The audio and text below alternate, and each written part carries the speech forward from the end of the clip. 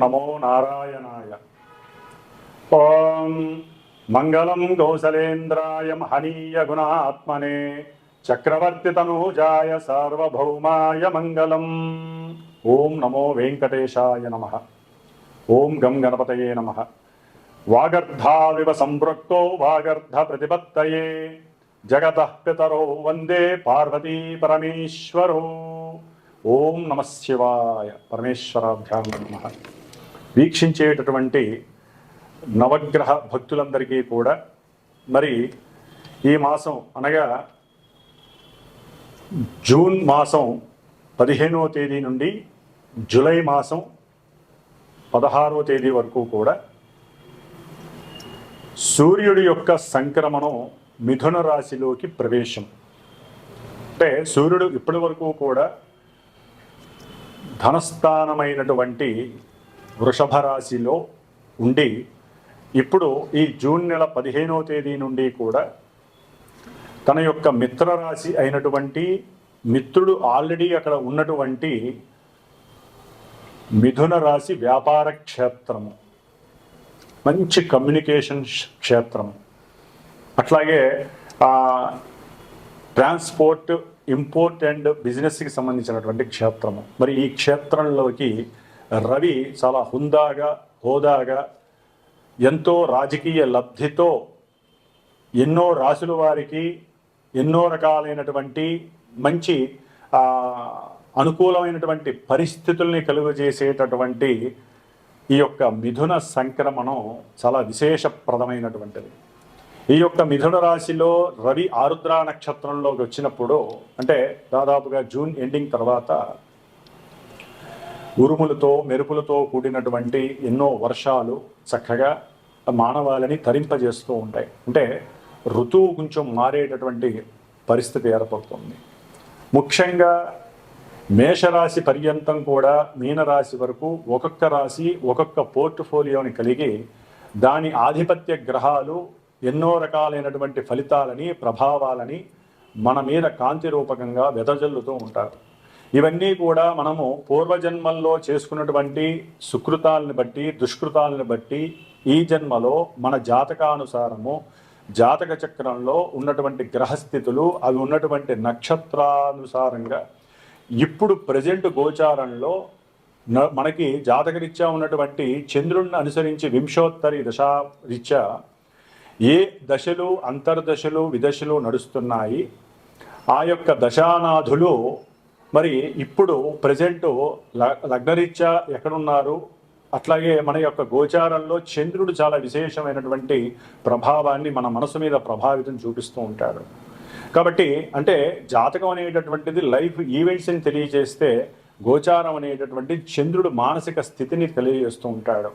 కాబట్టి ఈ యొక్క మానసిక స్థితి గ్రహాల మీద ఆధారపడి ఆ ఉన్నటువంటి నక్షత్రాల ద్వారా ఏ ఏ రాశుల వారికి ఏ ఏ ఫలితాలని ఏ ఏ రకాలుగా కలుగజేస్తారు అనేటటువంటిది మనం మొత్తంగా చెప్పుకోలేకపోయినా కొంచెం క్లుప్తంగా మనకున్నటువంటి వాడుక భాషలో, మనకున్నటువంటి వ్యవహారికంగా జరిగేటటువంటి ఎన్నో మరి ఈ రవిగ్రహం నుంచి కేతుగ్రహం వరకు ఉన్నటువంటి ఆ గ్రహాల యొక్క యుతులు, నక్షత్ర స్థితులు, గతులు, అట్లాగే వాటి యొక్క వీక్షణలు ఆధారంగా ఏ ఏ రాశుల వారికి ఏ ఏ భావాలు, ఏ ఏ భావాల్లో ఉన్న గ్రహాలు ఏ విధంగా యాక్టివేట్ చేస్తాయి అనేటటువంటి విషయ పరిజ్ఞానాన్ని తెలుసుకోవడానికి ఈ మిథున సంక్రమణంలో రవి యొక్క ప్రవేశము, రవితో పాటుగా బుధుడు, అట్లాగే గురుడు.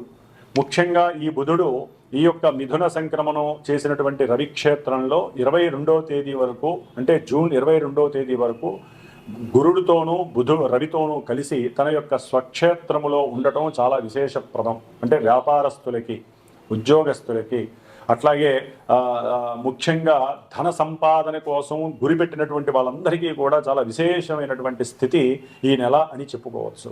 అట్లాగే కుజకేతువుల సింహరాశిలో ఉండటం, అలాగే శని మహానుభావుడు మీనరాశిలో ఉన్నాడు, రాహువు కుంభరాశిలో ఉన్నాడు, శుక్రుడు మేషరాశిలో ఉన్నాడు.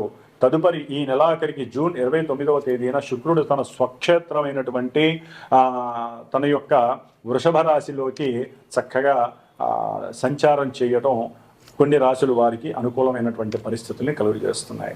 కాబట్టి మేషరాశి నుంచి మీనరాశి వారి వరకు ఏ ఏ నక్షత్రాల వారికి, ఏ ఏ రాశుల వారికి ఈ గ్రహాలు ఏ విధమైనటువంటి పరిస్థితుల్ని కలుగు చేస్తాయి, వారు ఏ విధంగా జాగ్రత్తగా ఉండాలి, ఏ రకమైనటువంటి గ్రహాన్ని ఆరాధించాలి, ఆ గ్రహ అధిష్టాన దేవతని ఉపాసించాలి అంటే ప్రార్థన చేయాలి, పూజలు చేయాలనే విషయాన్ని తెలుసుకోవాలి.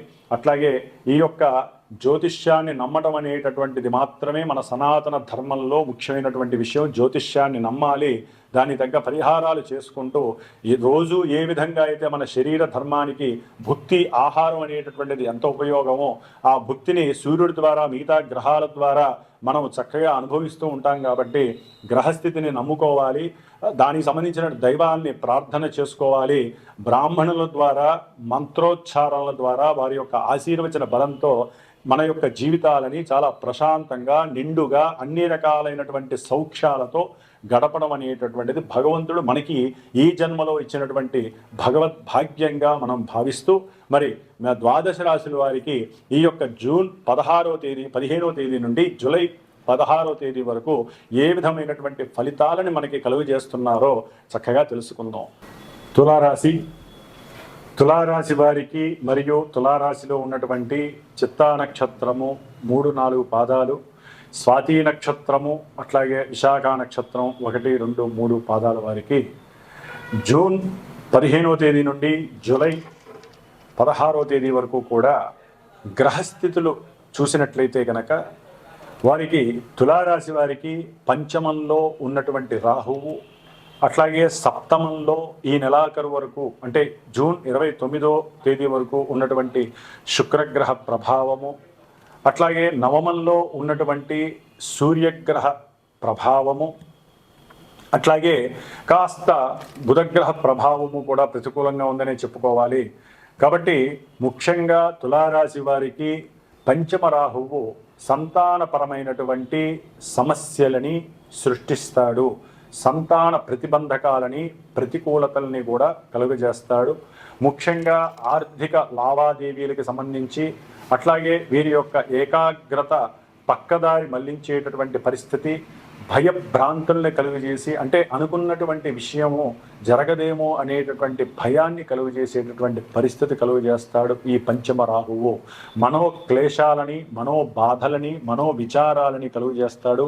ఆయన ఉన్నటువంటి నక్షత్రము కూడా పూర్వభాద్ర నక్షత్రము కాబట్టి ముఖ్యంగా వీరు అనుకున్నటువంటి సంకల్పాలు లేకపోతే వీరికి ఉన్నటువంటి పట్టుదల కానీ ఉద్యోగ విషయంలో కాస్త ముందుకు తీసుకువెళ్తూ ఉంటుంది. కానీ ఎక్కడో తెలియని భయము, ఆందోళన, నిర్లిప్తత, మనోక్లేశము ఎక్కువై ఉన్నటువంటి ఆలోచన పైకి లేస్తుంది కానీ ధన్మని పడిపోయేటటువంటి పరిస్థితి కలుగుతుంది. అలా పడకూడదు. చక్కటి ఏకాగ్రత వహించండి. దుర్గాదేవిని ఎక్కువగా ఆరాధించడం ద్వారా పంచమ రాహు యొక్క స్థితి అణిచివేయబడుతుంది.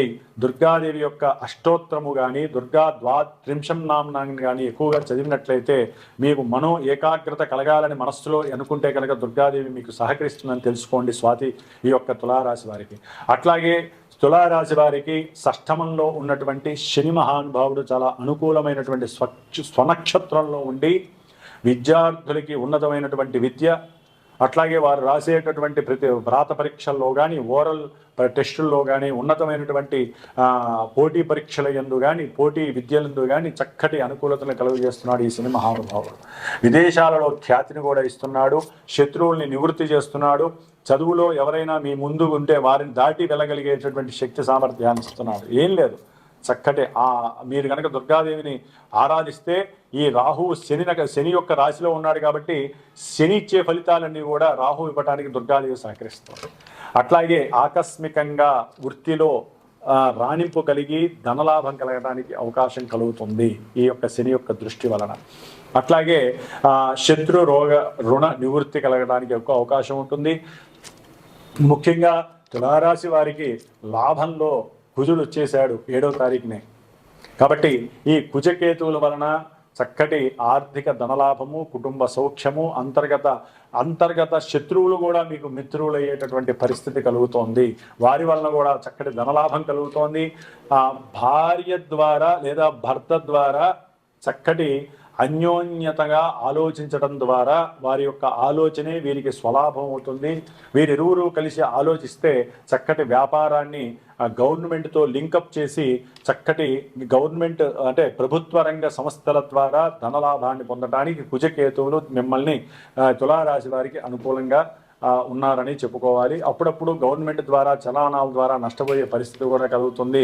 అట్లాగే తులారాశి వారికి లాభంలో ఉన్నటువంటి రవి ద్వారా తండ్రి కొంత ఆర్థికంగా నష్టపోయే పరిస్థితి కలుగుతుంది. ప్రయాణాల ద్వారా కూడా కొంత అలసట పడే అవకాశం ఉంటుంది. మీకు ప్రయాణాలు కొంత ప్రతికూలాన్ని ఇస్తాయి కాబట్టి జాగ్రత్త వహించండి. సూర్యుడు నవమ రాశిలో ఉండటం ద్వారా కొంత మీరు నారాయణ మంత్రాన్ని, నారాయణ శ్లోకాన్ని, మీరు నారాయణ సూక్తాన్ని వినడం ద్వారా కొంత చక్కటి భాగ్యాన్ని పొందడానికి అవకాశం ఉంటుంది. ఎందుకంటే తులారాశి వారికి బుధుడు గురుడు కలిసి ఉన్నారు కాబట్టి గురుడు యొక్క దృష్టి పడడం ద్వారా ఉన్నతమైనటువంటి ఉద్యోగ స్థితి ద్వారా భాగ్యాన్ని మీకు కలుగజేస్తున్నారు. మంచి ఉద్యోగ అవకాశం కలుగుతోంది. అట్లాగే బుధుని యొక్క శ్రవణ శక్తి, మీరు విన్నటువంటి దాన్ని చక్కగా ఓపెన్ చేసి అవతల వాళ్ళతో కమ్యూనికేట్ చేయడం ద్వారా మంచి ఉద్యోగ అవకాశాలు మిమ్మల్ని వరిస్తున్నాయి. బుధగురుల వలన భాగ్యస్థితి కలుగుతోంది. విదేశాలలో ఉన్నటువంటి వారికి అయితే కనుక భాగ్యాన్ని ఇచ్చేటటువంటి పరిస్థితి కలుగుతుంది. కొంచెం గవర్నమెంట్ వాళ్ళతో జాగ్రత్తగా ఉండాల్సినటువంటి పరిస్థితి. ముఖ్యంగా తులారాశి వారికి సప్తమంలో ఉన్నటువంటి శుక్రుడు వలన భార్యాభర్తల మధ్య కొన్ని అగాధాలు కలుగుతాయి, అనుమానాలు కలుగుతాయి. వేరే స్త్రీ మీకు పరిచయం అవటం ద్వారా ఇంట్లో ఉన్నటువంటి గృహ వాతావరణం చెడే అవకాశం ఉంటుంది. దూరంగా ఉంచడం విశేషం. వివేకంతో పనిచేయండి, వివేకంతో ఆలోచించండి. ఈ జూన్ ఎండింగ్ తర్వాత మీకు ఆకస్మికంగా ధనలాభం కలుగుతోంది. చక్కటి వ్యాపారంలో ఉన్నతమైనటువంటి వృద్ధి కలుగుతోందని చెప్పుకోవచ్చు. కాబట్టి రవికి సంబంధించినటువంటి నారాయణ సూక్తము, అట్లాగే రాహుకి సంబంధించినటువంటి దుర్గా సూక్తము పారాయణ చేయించడం ద్వారా రాహుకి సంబంధించిన మినపబడులు అమ్మవారికి నివేదన చేసి 10 మందికి పంచడం ద్వారా మీకు చక్కటి ఉద్యోగ అవకాశాలు లభిస్తున్నాయి. ఆరోగ్యపరంగా బాగుంటారు. చక్కటి ఉన్నత ఉత్సాహ ఉల్లాసభరితంగా ఉండేటటువంటి పరిస్థితులు అతి తొందరలో మీకు వచ్చేసినాయని కూడా చెప్పుకోవచ్చు. ఓం గం గణపతయే నమః. ఓం దుం దుర్గాయే నమో నమః.